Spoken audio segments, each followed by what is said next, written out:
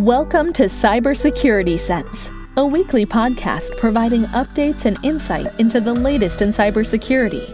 Brought to you by LBMC Information Security. Now, here's your host. Hi, I'm Bill Dean, Senior Manager here at LBMC Security. Thank you for joining us again. Yes, we have finally recorded another podcast. Please accept my apologies for the delay. Our workload at the beginning of 2019 has been very busy, to say the least. On that note, if you are aware of any penetration testers of all levels, please reach out and contact me. We have penetration testing teams in our Nashville and Knoxville offices. Part-time and full-time telecommuting is also an option. Sorry to interject that into this podcast, but if you know anyone, please let me know. Anyway, on with this podcast. Today, we're going to discuss how 2018 was one of the biggest years for data breaches to date. The source of the majority of this information comes from the risk-based security research that was previously published. And a link to this article and some other information will definitely be in the show notes. So get this. There were more than 6,500 data breaches reported in 2018. This, of course, includes both small and large data breaches that were reported through December 31st of 2018. Hence, that's why it's coined the second largest year of data breaches ever, which is 2018.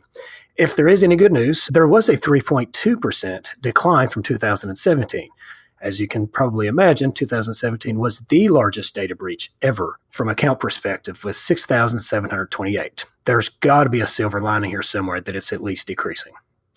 In 2018, there were more than 5 billion records exposed, which is 36% less than the 8 billion that were exposed in 2018. There's our silver lining. 8 billion records in 2017. So just let that sink in for a minute. As you would expect, there were a handful of the data breaches that were the source of the majority of these records. The 10 largest breaches accounted for about 3.6 billion of the records that were exposed in 2017, or 70%. Which is, kind of normal. Some of these are the large data breaches that you're more than familiar with. This included Facebook, Starwood Hotels, or probably, as you better know it as the Marriott breach, Cora, and actually Under Armour. The Under Armour breach was, of course, the MyFitnessPal. Kind of a side note, I actually received notification from haveibeenpwned.com just a couple of days ago, letting me know that my information was part of the MyFitnessPal breach. That's not an email that you like to get, but I was not extremely surprised. If you're not familiar with Have I Been Pwned, I strongly recommend it. It's a website that goes to the dark web and has all of this data breach information that's there. You can put in your email address, and it'll tell you if you've been part of these breaches. You can set up alerts. You can set them up for your family. I use these quite often for myself, family. I think you can even do some stuff at a corporate level. I'll definitely put a link to this in the show notes, but if nothing else in this podcast, go and take a look at that. It's extremely valuable. So, as it has been for more than 5 years, the vast majority of breaches were 10,000 or less records.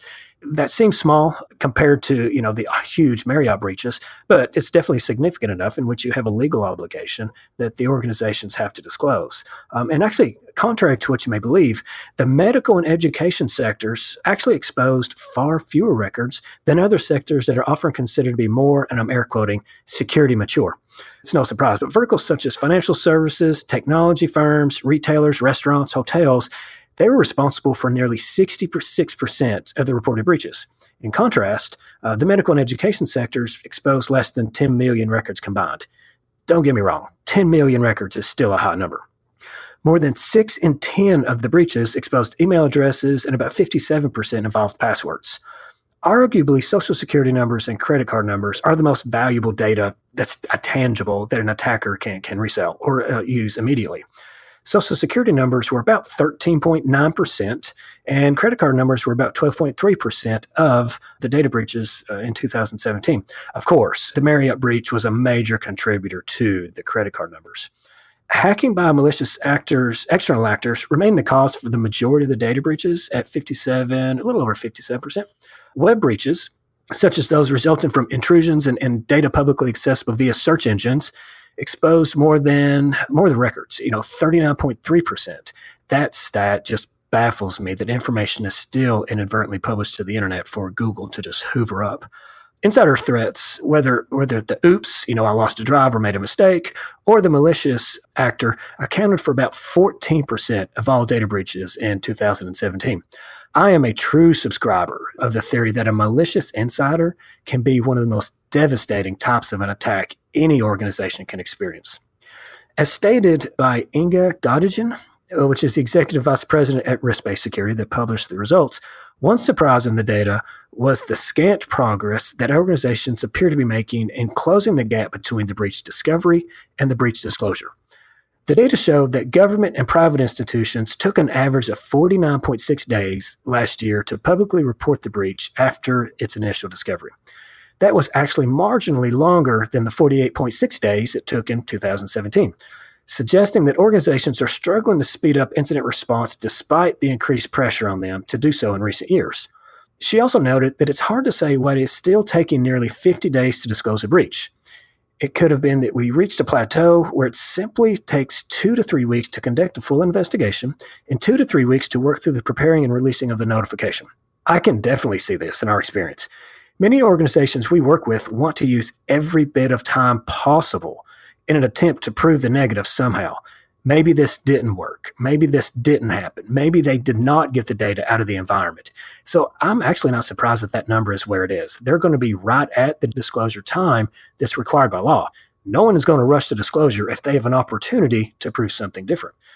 The theory was that mandates such as GDPR would drastically improve disclosure times. Apparently not. I still struggle to understand how companies can investigate and disclose a data breach in 72 hours under GDPR. I am not going to get into GDPR in this podcast. We actually have 3, if not 4, podcasts specific to GDPR that one of our shareholders, Drew Hendrickson, put out. So if you're interested in that, please refer back to that. That is definitely not my specialty. I was a bit disappointed that the research by Risk-Based Security didn't discuss dwell time. Dwell time meaning the duration of time between when the attacker first compromises the network until when they are finally discovered. I feel that the longer the dwell time is, the more devastating the breach. As an example, the dwell time of the attackers for the Marriott breach was like 4 years. Imagine that. They were on that network for 4 years, and it resulted in about 500 million records. I can almost assure you that number would not have been near that much if the attackers had been discovered in a week or two. It takes a long time to find all of that data and get it out. So to me, dwell time is a very important metric to see how they're contributing to the large data breaches. I would love to see that data breaches of X amount of records or above, dwell time average this. And so I realize it'd be difficult to do that, but I still think it'd be great value if we could. It was also noted that third-party notification was still at about 70%. This is typically the FBI or Secret Service or law enforcement, fraud detection, independent researchers, or even their own customers. Actually, only 680 of the 6,500 breaches were identified internally. This stat is in line with data from a decade ago that I used to give in talks from the Verizon data breach reports. They were naming this stat to be somewhere between 65 and 75% from year to year. We're not getting any better when it comes to who is discovering the data breaches. This is very frustrating. So Gartner projected in 2018, $96 billion would be spent in information security. $96 billion, and someone else has to tell us that we've been breached. Not a real good return on investment, if you ask me. So some takeaways from this data and some opinions based on it is we are continuing to invest more and more in information security with both people and technology. Yet 2017 and 2018 provided more data breaches than we've ever seen before. Cybersecurity is not extremely complex, and I know you want to strangle me when I say that. It's just hard. It's just real hard.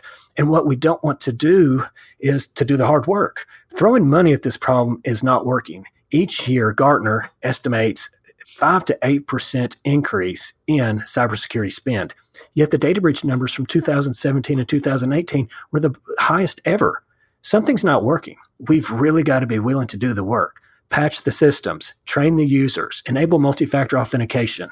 Some of the basic things that are difficult. Patching is not sexy, but it's so important. Those are the types of things that I feel that we're just not doing well to keep these numbers down. So some upcoming speaking engagements. On April 14th of 2019, I will be giving a talk on open source intelligence at Knoxville Bar Association's Tech Expo that they do on an annual basis. On April 24th and April 25th, I will be leading numerous cybersecurity conversations at the IANS Minneapolis Forum. So in closing, thanks for listening. Tune in next time for our next episode. I'm thinking we may talk about business email compromise a little bit more and some things we can do with O365 to kind of lessen that opportunity. If you have a particular topic that you'd like to hear in this podcast, please contact me at bdean@lbmc.com. In addition, if you know of any good penetration testers that are looking for an opportunity with a great company, please email me. To learn more about LBMC Security and the services we provide, please visit lbmsecurity.com.